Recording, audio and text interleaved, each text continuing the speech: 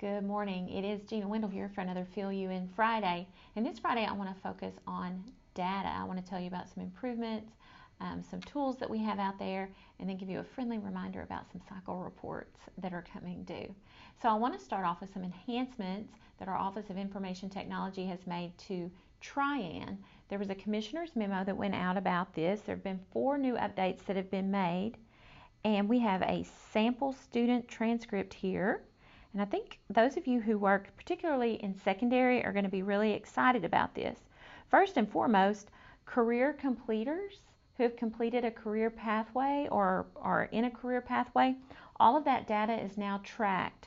So you can run a Trian report or go into a student's individual Trian report and see if they were a career completer and for what pathway they completed it. Another update, as you can see, there's a lot of pathways that was made, but 2 more updates that were made. The personal finance piece is in there, so you can know at a glance if a student has completed that graduation requirement, along with the civics test requirement. We've added that feature as well. So those are 2 more graduation requirements that are now tracked in Trian. You can run reports on those. Or if a student transfers into your building, you'll know at a glance if that student has already met those requirements. Another great feature that could be used at any level is there is a descriptor now for when students enter and withdraw.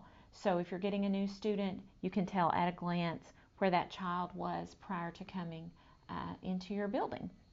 So those are some handy features, and we appreciate our team for working with Trian and making those enhancements. Another big announcement that I want to draw your attention to is that our My School Info page has gotten over 1 million views. People are digging into data, they're looking at data, they're analyzing their data, but we want you to go beyond that. We want you to make informed decisions and act upon your data. So this is a key piece, and we know you're looking at it, and we're thankful for that, but we want it to drive you to make good choices with your resources based on your systems within your school.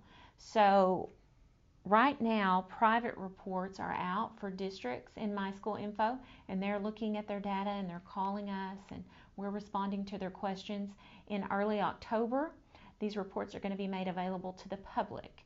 So if you're a parent, if you're a board member, if you're a stakeholder in a school community, which most of you are, we would encourage you to visit My School Info. You can check out last year's data, and within just a few weeks you'll be able to check out the upcoming years, the data based on last year that will be new for this year. I didn't word that very well. So My School Info, check that out. And before I close, I want to give a shout out to all the folks that deal with data in schools. It drives so many decisions, and it drives so many of the ways that we respond to districts here at the department. A lot of that is entered locally, most of it, all of it's entered locally, and so folks work really hard to make sure that that's done and done accurately. Cycle 2 will be available from October 1 to October the 15th. And so we know that some of you may have some questions about that. Feel free to reach out to your local AppScan specialist at your co-op. If you don't have one, you can call the AppScan help desk and call in a ticket and get some help there. We want to support you to make sure that the data you're entering is as clean and accurate as possible so that your reporting can be as clean and accurate as possible. So, as always, thanks for watching. Happy Friday.